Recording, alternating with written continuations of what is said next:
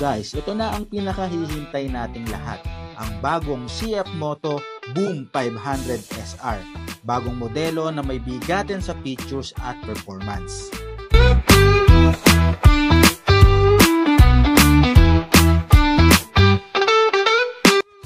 Simulan natin sa forma. Masasabi mong head turner talaga.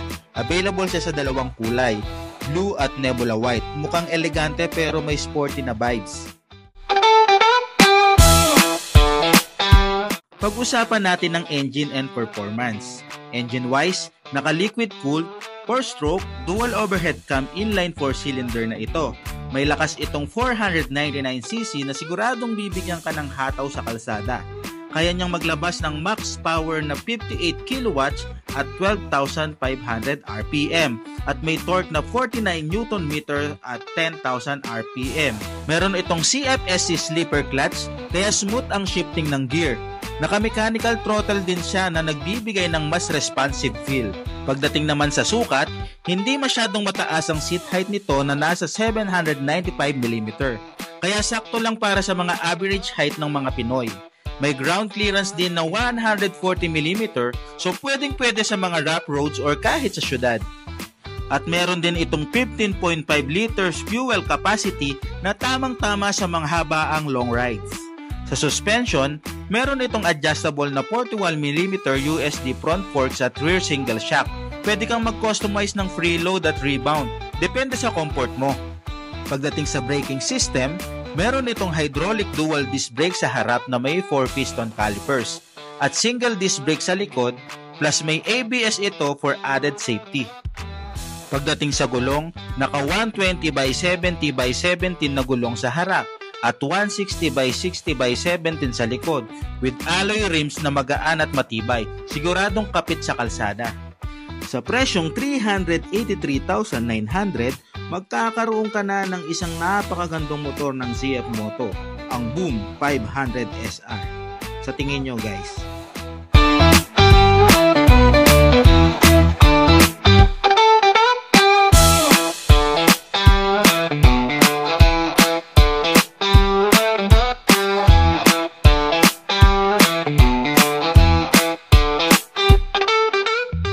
Yun guys, magandang umaga. Nandito tayo ngayon sa CF Moto na dito sa San Fernando, Pampanga. So yun, i-review natin ang bagong release ng CF Moto, ang Boom 500 SR. Tama sir? Yes sir. Yun. So, sir, ano ba yung mga spec nitong bagong release na sports bike to, di ba sir? Yes sir. Ano yung mga special features nitong motor na to? Ayan sir, si 500 SR Boom po ay inline 4. Equipped na siya sa steering damper, tapos meron na rin siyang quick shifter, tapos yung traction control niya hanggang level 2. Level 2. Tapos, ayan sir, yung sa harap niya, meron po siyang air intake. Bali, ito po, DRL po ito, ang headlight niya nandito. Okay. Tapos, dual disc brake po sa harap, ABS, harap-likod. Tapos, ano pa ba? Ayun, nakadalawa po yung pipe niya sa likod. So yun guys, kung makikita nyo dito, yun nga sabi ni sir, meron siyang air intake dito, and then, ano rin to, ito yung daytime running light niya. So mamaya tingnan natin yung itsura nito pagka nakabukas yung ilaw. And then dito nga yung kanyang headlight, so dito yung low beam and high beam niya. Yung turning signal light niya, naka-LED na rin.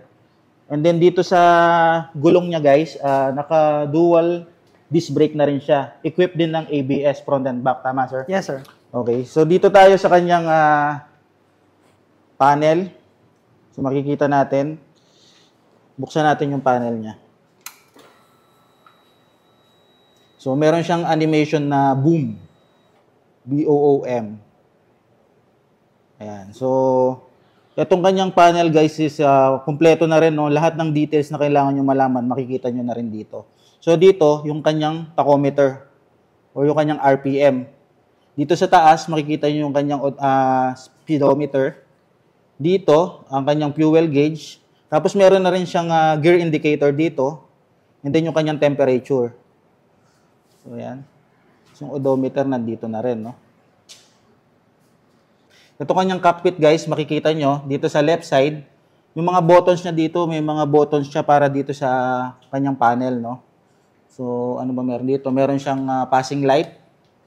So, yung navigation ng TFT, turning signal light, tsaka yung kanyang horn.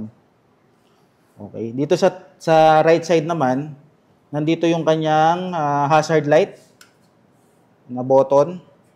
Ito yung kanyang kill switch. Tama, Yes, sir? Kill switch. Ito, sir, ano tong FN na to?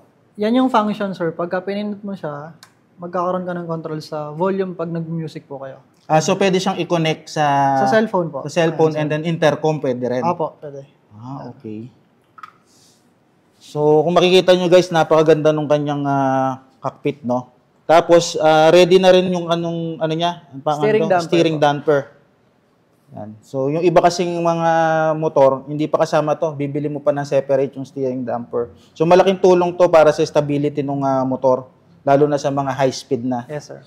Itong tangke nito, sir, gaano yung fuel tank capacity nitong Boom SR500? Ano, sir? 15 liters po. 15.5. 15.5. So, meron din siya ditong yung seat niya, malambot, no? So, meron din siyang additional seat dito para sa inyong mga OBR. And then, yung kanyang pipe, kabilaan yung kanyang pipe. Ayan. Anong nito, sir? Shifting nito? One down, five up. Okay, one down, five up. So, sa likod, meron tayong disc brake din with one piston caliper. Sa harap, naka 2 piston caliper tayo. Bali, 4 piston to kasi dalawa yung disc brake niya sa harap. So, yan. Yan ang ganda ng kanyang daytime running light. Siguro sa gabi, napakagandang tingnan Yes, sir. niya, no? May animation din yan, sir. Check na. Ayan, may animation. Pag pinatay. Pag binuksan, Wait lang, sir. Hintayin natin Yan. Makita niyo napaka-solid ng animation niya. Sige po. So yun guys, subukan natin ngayon na sakyan itong Boom 500 SR. Ang height ko is 5'5". So tingnan natin kung kaya ba ng isang 5'5" na height itong Boom SR. So kaya naman, medyo tiptoe lang siya, pero manageable naman yung pag-upo natin. So ayan yung itsura ng isang 5'5" na uupo sa CF Moto 500 SR. So ngayon, i-sound check natin, no, Sige, sir? Para makita nila o marinig nila kung ano yung tunog ng stock pipe nitong CF Moto Boom 500 SR. Diba? Solid din yung tunog niya, no?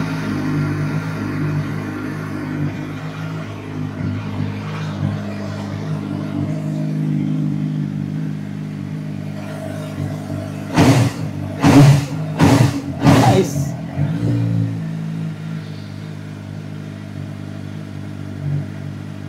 Sarap sa tenga.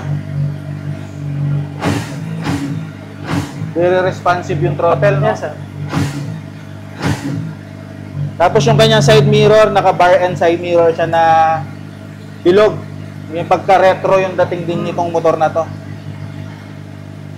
Itsura. Okay. Yan.